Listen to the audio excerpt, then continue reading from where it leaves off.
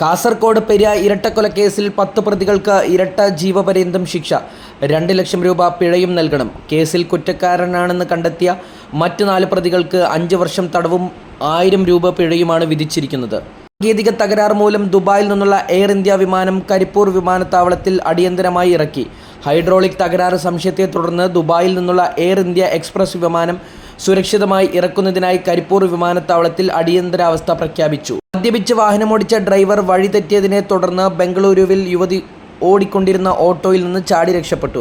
സ്വന്തം സുരക്ഷയ്ക്കായി ഓടുന്ന ഓട്ടോറിക്ഷയിൽ നിന്ന് ചാടി രക്ഷപ്പെട്ടിരിക്കുകയാണ് യുവതി. നടൻ മമ്മൂട്ടി MT വാസുദേവൻ നായരുടെ വീട്ടിലെത്തി. MTയുടെ മരണസമയത്ത് അസർബൈജാനിൽ സിനിമയുടെ ചിത്രീകരണത്തിലായിരുന്നു മമ്മൂട്ടി. അദ്ദേഹത്തിന് സംസ്കാര ചടങ്ങുകളിൽ പങ്കെടുക്കാൻ സാധിച്ചിരുന്നില്ല.